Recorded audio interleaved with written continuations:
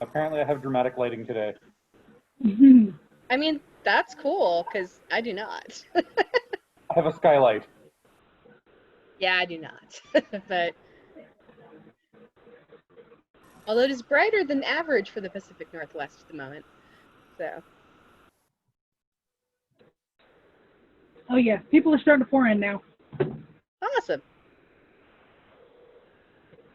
Welcome, everyone.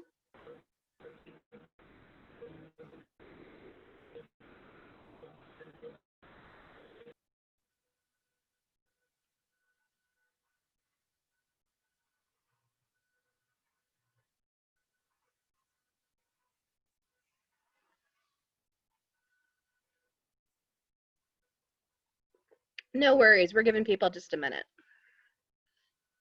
So I will just start by introducing myself while we're giving people a minute to come in. So my name in the SCA is Aline Swinbrook.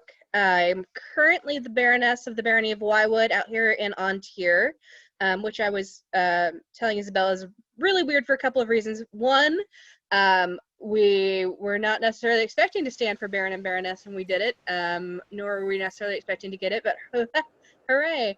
Neverwinter, a tournament you don't expect to win, or you're not willing to win, which we were willing, we were just a little surprised. Two, obviously, we stepped up last August, so we did not have any local events past last August. Our next event was going to be in February, and then obviously the world changed. So we have been sort of a COVID Baron and Baroness, and that's been a very different and interesting experience from what we expected stepping up. So that's been interesting. I have played in the SCA off and on since I was a 17-year-old high school student. I'm turning 39 this year. So it's been a hot minute in the SCA. Across four kingdoms. I started out in Onsteora, in high school, college, and my first graduate degree. I moved to Arkansas for my second graduate degree, and it was the little tip of Arkansas that was in Calontir. So I spent a significant amount of time in Calontir, both doing that second master's degree, and then ended up going to work for the university I was at and staying there for almost 8 years. While I was in Calontir, I received my laurel, primarily in cookery and research, and then they tack the words diverse arts onto the end of that, which I like to say is code for Aline dabbles in a lot of things she's not necessarily proficient at. After a time in Calontir, we spent a couple of years in the Mid-Realm due to job stuff.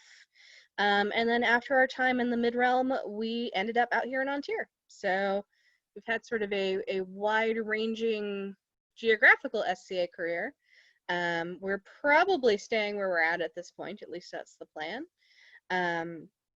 So what I'm planning to do, this is not going to be a class where I sit and talk at you for an hour. This is a roundtable. And it's going to be a roundtable where we are discussing resources we like. Because I've found that there are resources I know about that you may not. There are resources you know about that I probably don't. We all have different areas that we know. And it's always fun to talk with other people who are interested in cooking and love cooking, because there's always going to be a chance you discover something new. And the goal of this is at the end, I'm hoping to have a bibliography that we can share with the entire symposium that people can then go look at. And hopefully also discover resources that they might want to look up and find and explore some more, in addition to the people that are in this group. So that's what I'm working at. Over in the group chat, I have dropped a Google Doc that you should all be able to see if I did the sharing link right, and even edit if you want to start editing on. So what is on there right now is probably 3/4 of what is in my book library. I know I'm missing stuff because I have books that are currently loaned out to our local culinary group, that due to COVID I have not gotten back. As well as some websites that I have used for various things. Definitely none of my journal articles. And I know that I've got gaps. Like, for example, I don't have any really good High German medieval period stuff. I don't have a lot of stuff that's non-Western Europe that isn't Middle Eastern. That was sort of my one area outside of Western Europe that I've really started to delve into. So what I'm hoping we can do is dialogue about that. So if you have stuff that you want to join in and shout out, please unmute and feel free to join the conversation.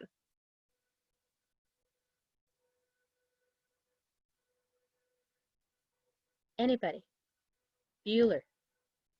Bueller.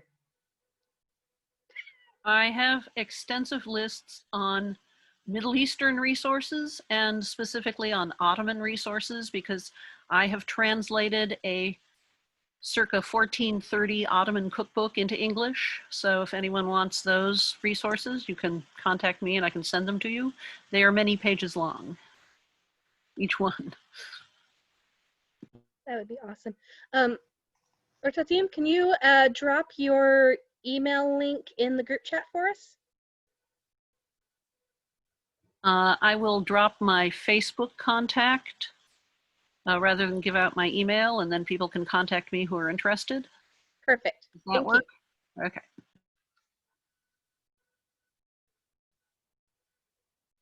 I haven't looked at your bibliography there. It looks like you have almost nothing from the Renaissance. Is that on purpose? So I tend to, my personal persona has been focused in high medieval, so 14th, 15th century. I have not gone a lot later than that. So if you have some some Renaissance sources to share, please do. I would love to see those added. Yes, so that is one that I am aware of, but I have not owned and I have not gotten to play with.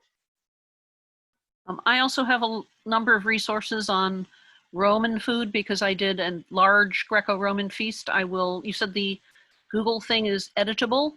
Yes. Okay, then I'll drop them in there. Perfect.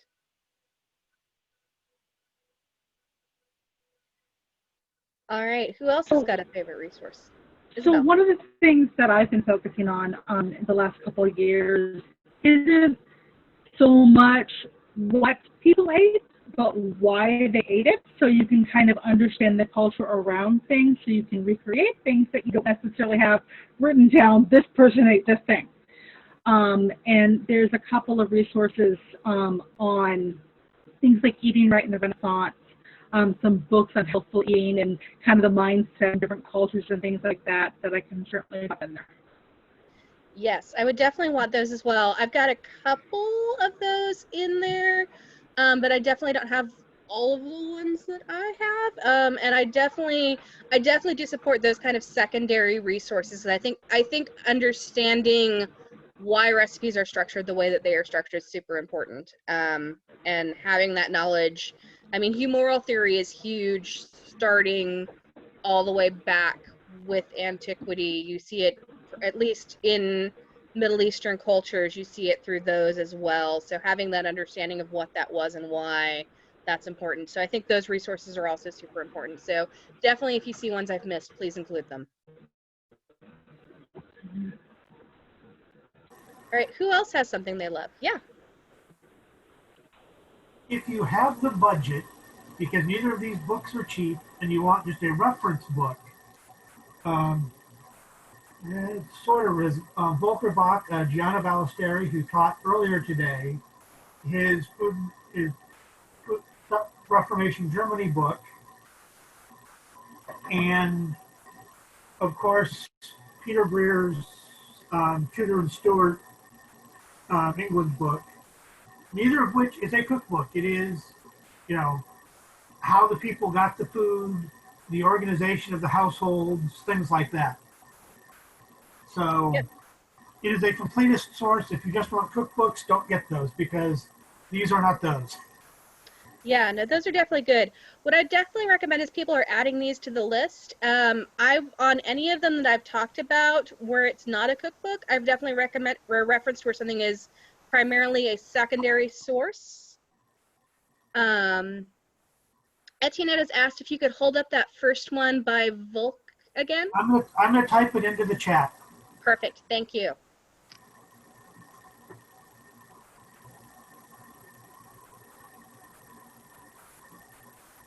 Or can you edit it into the document? The Google I don't have that much space on the computer to do that. Okay. Doc? Okay. If you can put it into the chat, I can look it up and add it up to the document later. Thank you.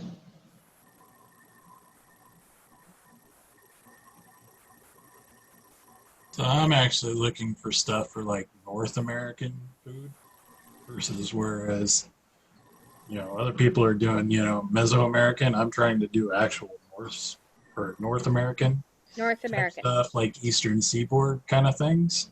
Okay. And you can't, since there are no cookbooks, you actually have to look through like old military journals. There's stuff in like Coronado's and the other guy, Cortez's, Mhm. various journals and things like that. You get glimpses of what they ate, but not necessarily how they did it. Yeah. Like personal tribal stuff is like handed down verbally. So it's like I have to write it down as I learn it. So One of the other things that I think you can look at, and it's not somebody who's doing North American, but the people that did. Oh, did I put it away right? I did not. Okay. So the people that did an early cookbook, The Viking Age, they also we don't have a Norse cookbook. There is no written record for Norse recipes. So what they ended up having to do was they looked at the archaeobiology of finds from the Norse era. They looked at what appeared to be cooking implements from those archaeological finds. They looked at, again, the descriptions like you're looking at, so earliest interactions with, as you're looking at where there are descriptions of foods that are being eaten. And they kind of had to hypothesize what the food would have been like. Based on those finds and kind of guessed at what was plausible. And then they sort of also looked at the evolution of later Scandinavian food and what's being eaten today and sort of built a hypothesized menu based on that. So that might end up having to be the way that you would approach that, would be to start off looking at the archaeological evidence and moving forward from there, if that makes any sense.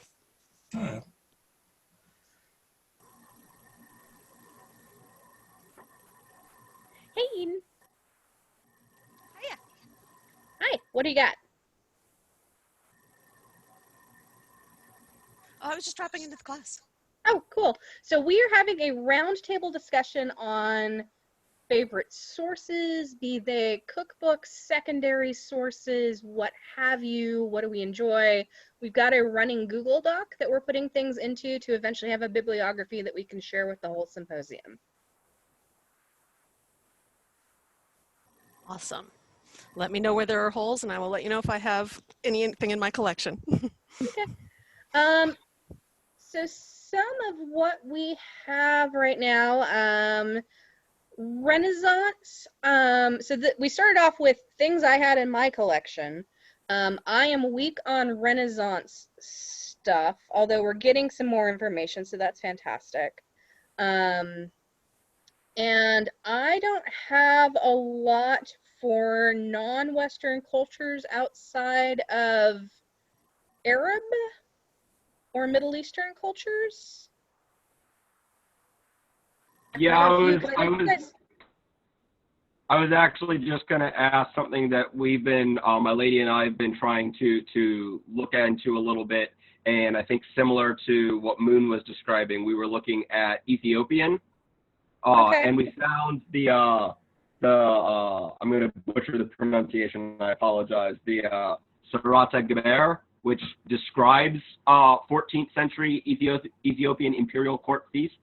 So we have the names of things and we can see that they parallel the modern dishes, but the exact ingredients that would have been available, that differs and has to be kind of reconstructed from the archaeological and the anthropological records based on trade patterns and things of that nature. So I'm wondering if anybody has any of that work already done so as not to reinvent the wheel. So I know that there is a woman in Palantir. It's Mistress, oh shoot. Ahima in Palantir. I don't think she's attending today. Is it Perez?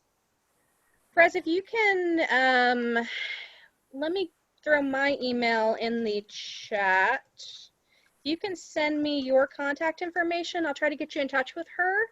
'Cause I don't know if she was doing Ethiopia specifically, but I know she was doing parts of research into parts of Africa recently. She might have something for you that you guys could collaborate on.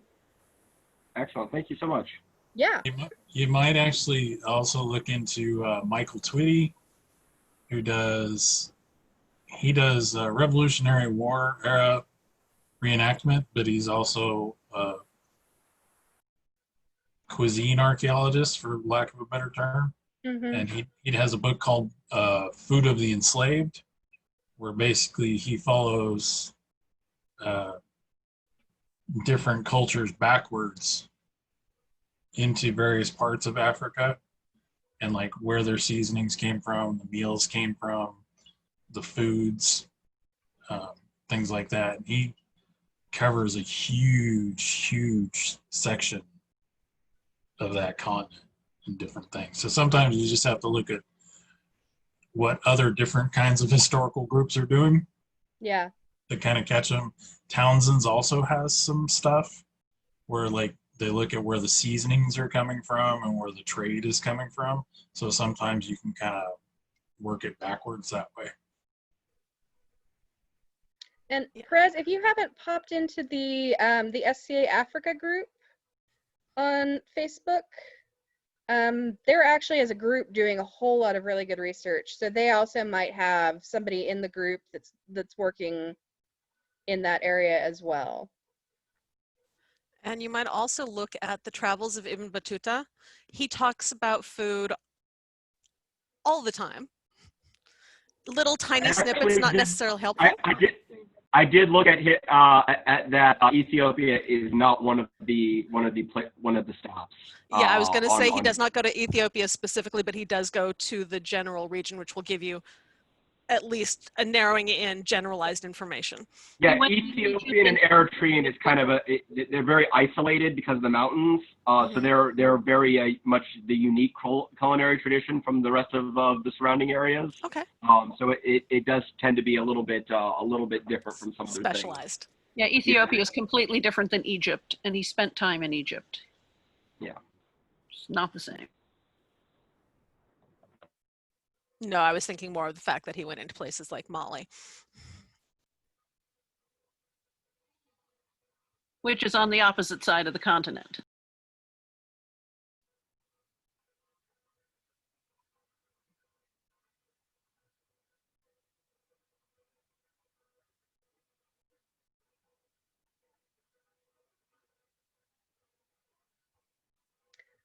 All right.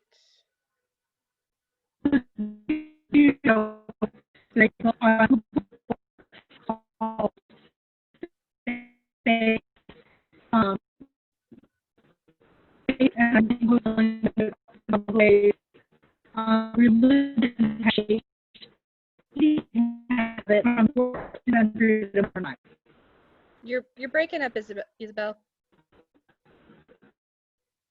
Yeah, sorry, that's been happening all day. Is this better? Yes. Okay. So I recently, a few days ago, found a book called Faith and Food, and I'll post a link to it. But it talks about the influences that religion has had on eating habits from the 14th century to the modern time. And it has some really great little snippets about Renaissance sumptuary laws and things of that nature. Awesome. What was it called again?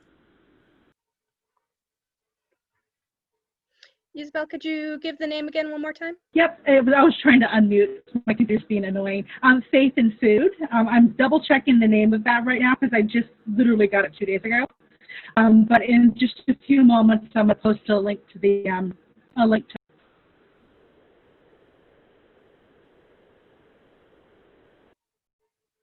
Hi, John.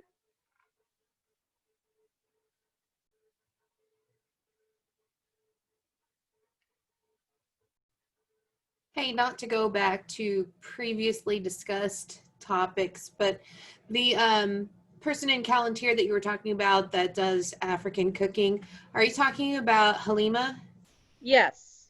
Okay. And she's on Facebook, she's Andrea Mobley. Yes. Okay. I thought I saw that. She is growing a garden specifically of African foods to recreate her dishes with. Yeah. It looked a lot of fun.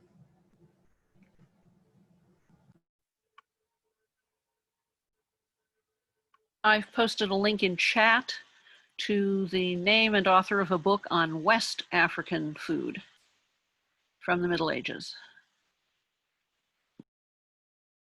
Awesome.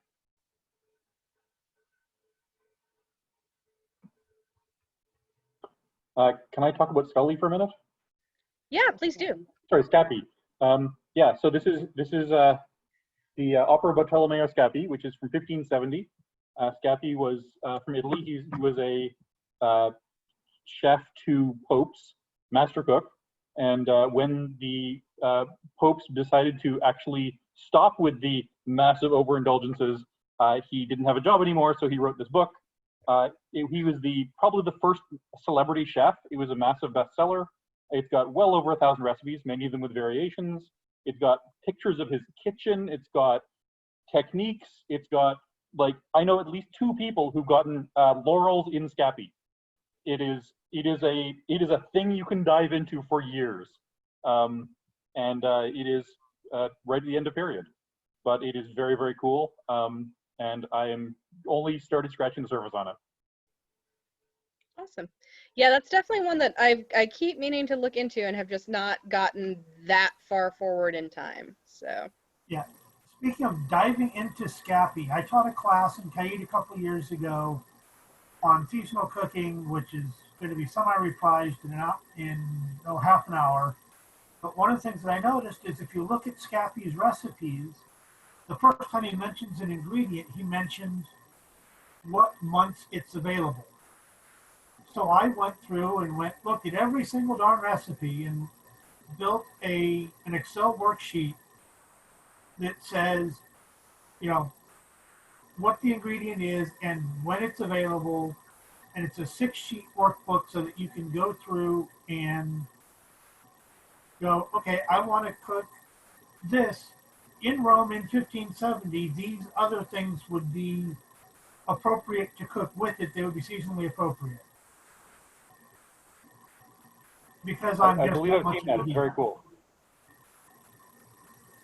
So, yeah. Scappi also uses quite a few New World foods. So if you're dying to eat modern vegetables, a lot of them are in Scappi.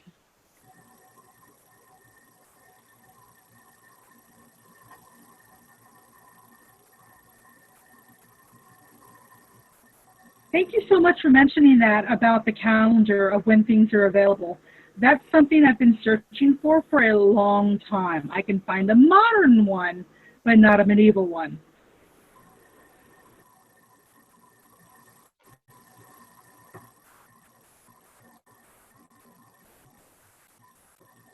I just put in the chat a link to my website with some of the articles that I've written, and you'll see Scappi chart, and that is all 6 sheets of the workbook that I copied and pasted onto the website. Thank you. Awesome. Thank you. Because geekery should be shared. Yes, it should. So I also have a couple of Indian books that are late period for people who are interested in that area of food cooking. Yes, please. Oh, hold on. I have fragile things in front of them, of course.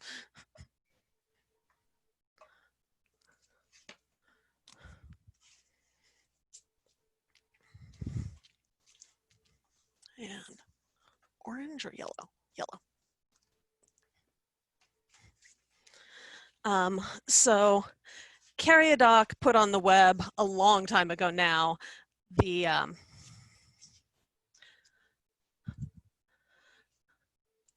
recipes from a household book for one of the late period, the Aini Akbari, which is a late period Mughal emperor. And I took that and spreadsheeted because unlike all of the European books, which tell you take these ingredients and kind of do stuff with them, but don't tell you any quantities, the Aini Akbari tells you quantities and no instructions. So I spreadsheeted it, of course, into breaking down from their cooking in bulk numbers to approachable individual recipe percentages. And we have a small collection of recipes that we worked with from that. Very recently, and I have barely touched on it, came out the Nimat Nama manuscript of the Sultans of Mandu. Pretty book. Ooh. Yeah. Interestingly, a large portion of the book is given over to just pictures of the original text, which is gorgeous. Okay. And only a little bit of the book is actually taken up with the translations into modern English. And they're not in any particular order. It's just random recipes all mixed together. Yes, because I was looking for Sharbat recipes and I found a couple here and one in the middle of a whole bunch of meat recipes and then another one down at the end, and it was crazy. Not at all organized.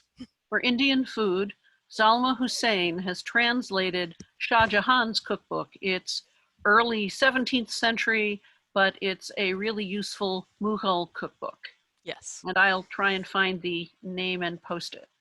And for an overview, this is my overview Bible, Indian Food and Historical Companion by K.T. Achaya. Okay. It goes basically prehistory through modern Indian cooking, but there are significant sections of it that are relevant to our era. Awesome. Thank you. I'm going to bring out an old chestnut. Good old Cindy Renfro's Take 1,000 Eggs, just because it's a great book to use when we're teaching new cooks. Because it's got the transcription of the original Harleian manuscripts, her translation into modern English, and in many cases, a modern interpretation of the recipe, so that if you're going to teach somebody new, this is how you get from here to here to here, and it's primary, secondary, tertiary source, all right next to each other, which I found really helps showing a new cook how we do this crazy thing that we do. Yeah, absolutely.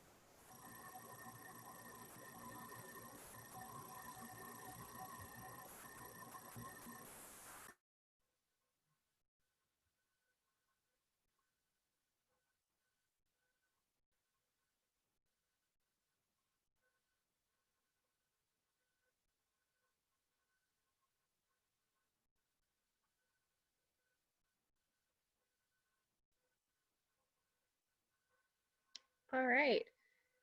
Who else has an area or a thing that either have questions about or we haven't touched on? I didn't see the medieval cookbook by Maggie Black, and it doesn't have a ton of recipes, but it does have my favorite for the Lombard chicken pasties. I can't make them fast enough for my family. So there's a revised edition now that I haven't seen, but I haven't fed the pasties to anyone who didn't like them. So throwing those out there. Yeah. Well, and I think Maggie Black is another good. I like to call them my gateway drug books for when you have new people that you want to get started. So Take 1,000 Eggs or More is one. Maggie Black is one. I use Plain Delight for that. Medieval Kitchen is another one. I have one that I specifically use for people that are interested in Roman things that is way across the room at this point, called A Taste of Ancient Rome. That is, again, the recipe originally listed and then worked out. But those are the great ones to really hand out to people. Yes, you're holding it up. Yes, the Hagen books are also really good. So, oh, it's over on the table, babe. I'm good. Somebody held it up for us. So, um, I've posted Zalma Hussein's recent version of Shah Jahan's cookbook in the chat. perfect. Thank you. I'll make sure it gets added to the. And I highly recommend The Medieval Kitchen by Redon, Saban, and Cerventi. It's an excellent book. Yes. Good Cookery, on the other hand, is a rather mixed resource. It has a lot of non-period things in it, and sometimes it's hard to tell the period recipes from the non-period recipes. So if you go to the all recipes section, when you click on them, if it's not period, it'll say. Now, granted, you do have to open it first, but I find it's a great resource for beginning people because it doesn't involve an investment on their part. The same with medievalcookery.com, which tends to be a little more period than Good Cookery. Yeah, I prefer medievalcookery.com. I use both frequently, but I like Doc's Medieval Cookery a little bit better. I and posted a link to it. And also to Thank you. I was trying to do so. To pimp SCA people, Stefan's Florilegium has got a lot of articles and a lot of translations by SCA people over the years. I think I've got one or two things in there. I'm pretty sure Tatum does. Plus a number. So. Oh yeah, I'm in the Florilegium. Yeah. But, Flory thingy. But use the Florilegium carefully because, again, it has a lot of conjectural stuff. It has a lot of SCA modern created stuff that people like, and it has period stuff. So look carefully. Yeah, it like Good Cookery is a tread carefully thing, but it does have quite a bit of good stuff, like Bridget's Denola translation.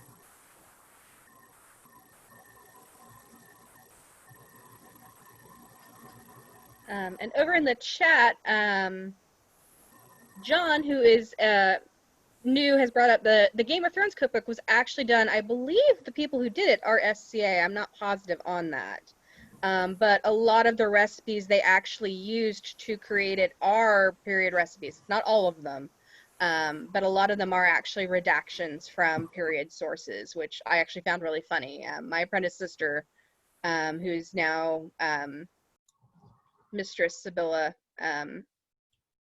in Callantyre, got it and was looking through it. She got it as a lark because she enjoyed the show and was looking through it, and she goes, "These all sound really familiar. Haven't we made these?" So that can be another one that, like, if you have somebody who's like, "I don't know about medieval food," you can be like, "Let's look at this pop culture reference. Surprise. You're eating medieval food." If you want to be somewhat sneaky about it. So. One more, I haven't finished going through it, and I can't put my hands on it right this second. It's called A Drizzle of Honey, and it's about the sort of forcibly converted Jews in Spain and how they would get caught cooking Jewish food, and their servants would rat them out, kind of thing. And it gives a bunch of the stories of how this dish was cooked by this person, and this is the servant who told on them and how we know about it. And then it gives suggested recipes. Really interesting for the history and the food. The recipes were all invented by the authors, except for one that came out of the Anonymous Andalusian Cookbook. So the history is excellent, but the recipes are almost all new.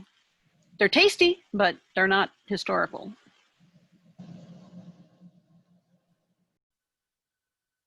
So I added the Treasure Trove of Benefits and Variety at the Table, which is a 14th century Egyptian cookbook. It's only got 22 redactions. Everything else is just a translation. So it is a deep dive into Egyptian cooking, which I haven't actually done because I've been working on a Roman feast for a year. But it was not listed, and it's new as of 2018. Awesome. Thank you. That's the Kanz al-Fawaid, the translation by Nawal Nasrallah. Yes. It's a fabulous book. It's great. It's real inspiring. On a similar note, if you can get hold of it from Interlibrary Loan, or if you luck across a copy of it, Food and Foodways of the Medieval Cairns is just an amazing resource for food of the Cairo, Egypt, Syria area. Yes, that's excellent. And it's by the wife of the man who wrote the book on West African food that I posted a link to. And I do added Soup for the Khan, which is another. I used to have a PDF copy of that somewhat illegally on a old burned disc that has gotten lost 3 moves ago. So I guess I need to break down and buy a new copy. But talk to Eden. Eden holds up another book down there. Yeah, I was about to say, I suspect Eden just has it, but no, she doesn't. It's too expensive. So she has the same illegal PDF copy. But in the area of Chinese and Mongolian cooking, The Land of the Five Flavors by Thomas O. Holman was an interesting read also. Soup for the Khan's down to $55 in paperback. Yes. It's available online. That PDF is up online. It's either on Google Books or at Project Gutenberg, because I started reading it. Yeah, I'm all for giving Buell money where I can. My book budget is such that right now 55 is outside the rules. $260 for the hardcover is way outside the rules. Yeah. well, and there was one I was looking at. So when I was going through going, where the hell are these books? Because I'd forgotten how many I'd loaned out to our local culinary guild to do our now delayed feast that's currently scheduled for October, but I'm not expecting it to actually happen. I was having to look books up on Amazon to fill them in to make sure I had names and things right to fill them in on the list. And one of them I was like, oh crap, I really need to get that back because it's now up to $235 in paperback. Yeah. The Lilia Zoo, what is it called?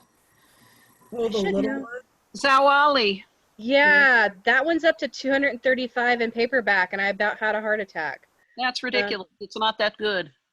Yeah, I was like, it's really just sort of a cursory introductory book. I guess it's just out of print. Yeah, that must be it because it was around $35 when it was new and it was worth it. Yeah. Well, before like the new Nasrallah Nadim translation came out 2 years ago because it was recipes that we couldn't necessarily get access to. But the other thing it suffers from is that it is a translation of a translation. Yeah. So things get a little wonky. But yes, we used it pretty extensively when we were doing a couple of Middle Eastern projects before better resources became available. Oh yeah. Yeah, before Al-Waraq became available and the Kanz al-Fawaid, etc. Yeah, it was worth having. Yeah. Well, and it's one that I would hand to somebody if they just wanted to like get a feel for things before I would hand them like the massive copy of the Caliph's Kitchen. So like I'd be like, flip through this. Okay, you're interested. Now flip through this. But yeah, when I looked at it, I was like, holy snakies. That one has appreciated in ways I did not anticipate it to appreciate too. Yeah, Has Scented Flowers been mentioned? I don't think so. Let me go grab it so I can give you the actual author name. One sec. Unlike Eden, I'm not smart enough to have my food library in my office where my computer is. Yeah, I only have the books I'm currently working out of. The rest of the cookbook collection is by the kitchen. My computer is in the office/garb closet. When you're married to a costume moral, you have lots of garb for both of us. That's what all that is clothes. Fair enough. As opposed to my office was designed around being able to grab all the historical books while I'm in the middle of working on the computer.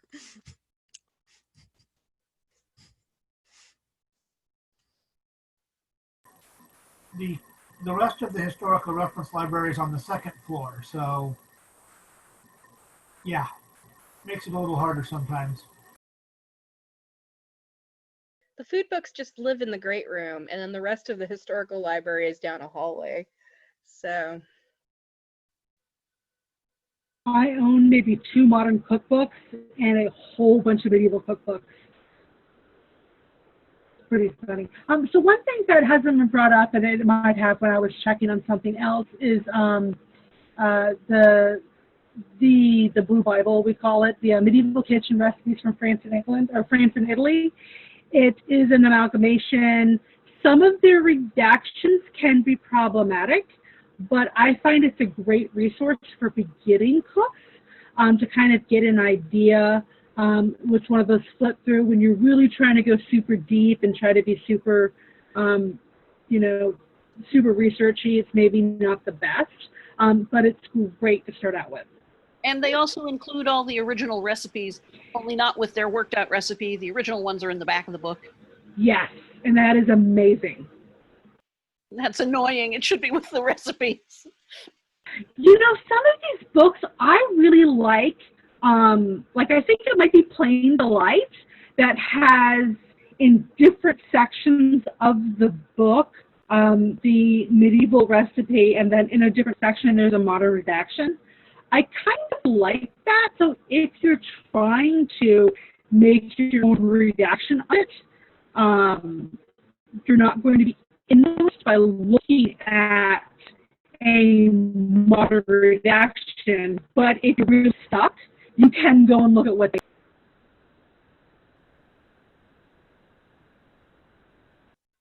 Scents and Flowers is another Charles Perry translation. It's Syrian. It's about 1100, I think. It's 13th century. I'm wrong. It's got a great dessert section in it, which is the piece that I had been working through because we were working on Middle Eastern desserts. It's got a great section on perfumes and various scented products as well. Hence the name. Sorry, joining and adding a whole bunch of other stuff. Did we talk about the late English stuff that you can then don't have to translate? Things like Accomplished Cook by Robert May, Complete Housewife by Markham. No, please share. So we were talking about, so we started off with my thing, and like I'm high medieval, so I sort of like peter out at like. See, that's my problem, is that I've done high medieval, I've done late English, I've gotten into the Spanish, and I've gotten into the Ottoman Middle Eastern. So these are, the beauty of these is that they're in English, and that they are there were multiple versions of them printed because they were actually printing press. You can see the original, some of the ways the original text was done. So these are a little right on the edge of being post-period, even for 1650. Some of them are within that time period, some are a little later. Some of them we know that they were published in SCA period, but then they were republished iteratively over several hundred years. Certainly Complete Housewife is one of those.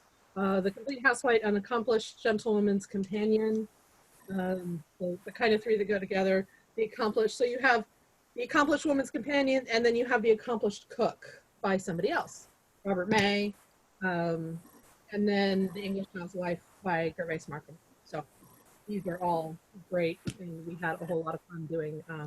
The problem with the 1640s books, and I happen to have those three that you mentioned, is you start getting into techniques that were just starting to be developed.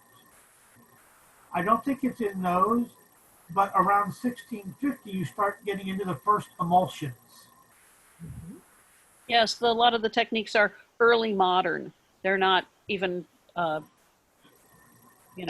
Elizabethan. Yeah, so you can use them for a very late period feast, but then saying, oh look, we can use this, stir oil and eggs together and get mayonnaise for our high Middle Ages feast. No, they didn't do it that way. Well, so you just have to be careful with the techniques that are in these later books.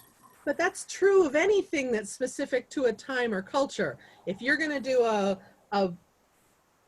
if you're going to pull something from 400 years and 500 miles away, that's making an assumption that's not accurate to a particular time and place. Yeah, but 1650 is already 50 years out of period, and it's early modern, it's out of period in several ways. Or Totem, it depends on which kingdom you're in. Or Tatim. Reliably, excuse me, or Tatim. It's hard to tell from the writing. Some of us regularly work to 1650, so take for what you will, take for your mileage may vary and use it where you will and leave the rest. Yeah, I'm doing a lot more 1600 to 1650, even though I'm normally high Elizabethan, because I'm also a fencer. And I want my fencing manuals, darn it. Well, if you're going to be that late, there's also La Varenne, who has a cookbook and a book on pastries. Yes, we've cooked extensively from that. From the I've got the cookbook. And I'm going to bow out a little early so I can stretch before teaching my class in 10 minutes. Thanks, everybody. Thank you. Yeah, All right. I've cooked some Robert May and some La Varenne, and they're very tasty. All right, so we've got about 10 minutes left. So to wrap up, I'm going to bring up a side question. So I always like to talk about what is the oddest book that is in your, or resource that you have in your collection. Something that's a little off the beaten path. And I think for me, this was actually a gift from my husband because he knows me and he knows that I'm weird. So this is actually a book on, it's called Feasting the Dead. It is on food and drink in Anglo-Saxon death ritual, and how food and drink played into burial rituals in the Anglo-Saxon culture, which I thought was an interesting sort of side sociological, and that's one of the things that fascinates me is not just, you know, how did the food taste, whatnot. I always like to look at food in the wider socioeconomical context. Somebody said, please tell me there will be a handout, or that will be in the handout. It is already in the handout. So it sounds really cool. Yeah, so the other thing I'm actually starting to get into, which this plays into, is medieval death studies. So, but yeah, so this is probably the weirdest food-related book that's in my collection, so, or resource. So I'd love to hear what anybody else has that's sort of kind of the oddest thing. Anybody? I'm not sure I can. I brought the death book out. Come on. Nobody has to out-weird me. I was like, what qualifies as weird on my shelf? I don't know that I have rational standards on that anymore. One of the weirdest recipes that I have, it's actually on my hard drive, is one of the translations from Danola, which is a recipe for cat, which just distressed the heck out of me when we were having the conversations when Bridget was originally doing her translations of Danola. But so something I have, which is fairly odd, and it's kind of, I'm kind of iffy using it because technically it's a Victorian book. It was written in 1866, but it is a history of agriculture and prices in England, and it splits it up between 1259 to 1400, and then they have 1400 and on to another period, which I can't remember off the top of my head, but it talks about how much things cost. And that's one of my research things I'm doing right now is comparing prices of things and how much spices cost versus what people would have made, so I can say, okay, this class of person makes this amount of money per year. This is how much they have to spend towards housing. This is how much they have to spend towards food. So yeah, this spice is available to them, but it's super expensive, so they probably didn't have it, kind of thing. And it's just kind of that weird, quirky thing. The only reason I'm using it, because of course it's Victorian, and Victorian sources are really questionable, is he goes back and he has pictures of like he goes to court, you know, the counties and stuff like that, and he pulls up the actual historical records from that period. It's kind of cool. It's really boring to go through, but it's cool.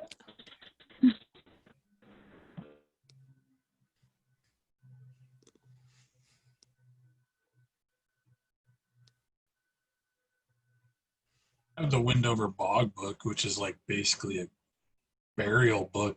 I'm trying to work backwards because that does everything from burial finds to clothing to everything else. But it's like, I don't know, 3,000 years post or pre-period.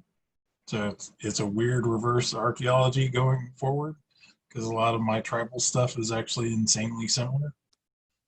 Yeah, that's really cool though. Something really weird and odd for me. Well, not really odd because this is Avatissa and I have a Scottish persona, but I have an Outlanders cookbook. I'm really kind of amused by how many of the popular shows now have their own like related cookbook. Like yeah, Games of Thrones and. I thought it was a cookbook from the Outlands. I was like, oh, that's such a great idea. Each kingdom gets together and develops their own That would be a good cookbook. idea, yeah. What? We should do this, Isabel. I wish I had more to contribute myself, but my pandemic project plan is to like redo my whole house, so all of my books are all packed away and my living room is in a horrible state. Sorry. That's okay. But yeah, I was gonna say I think Supernatural has now released a cookbook, Harry Potter, which I find funny. So Anyway, my medieval Middle Eastern bibliography is 12 pages long. So contact me if anyone's interested. My Ottoman bibliography, because I did translate an Ottoman cookbook and recipes from the mid-16th century from Hans Darmstamm, that's only 4 pages long. So if anyone's interested in the Middle East, let me know.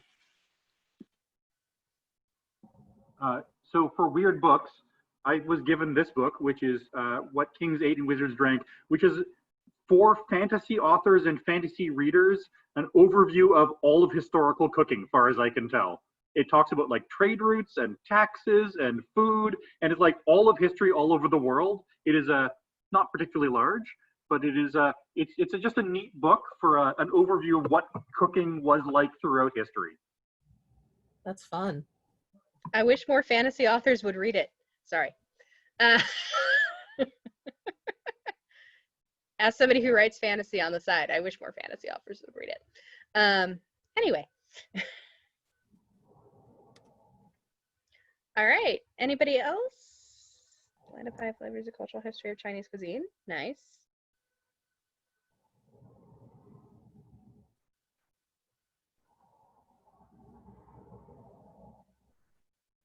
Are you going to pull all of the links that were in the chat and post those somewhere after the class? So I'm going to pull all the links that are in the chat, and then I'm also going to see if I can get the recording from the chat for anybody that didn't put their links into the chat.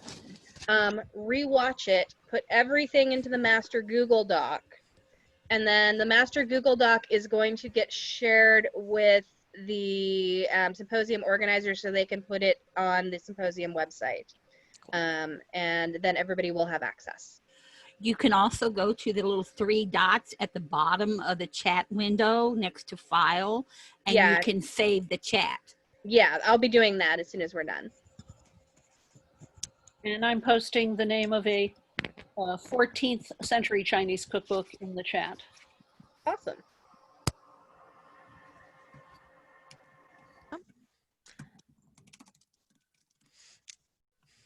So we've discovered as a point of interest when you download the video, it comes with a printout of the chat as well.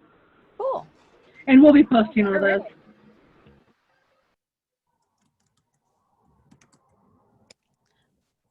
I have to run to the next class. It was lovely to talk with you all.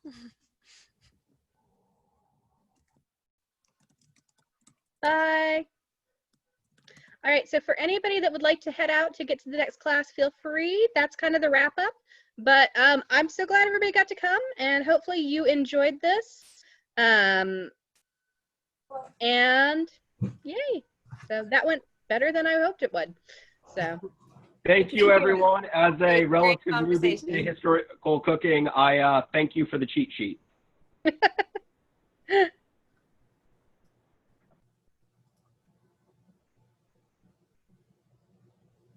Thank you so much for leading the discussion. Thank you for having me. It was fun to visit home, even if it was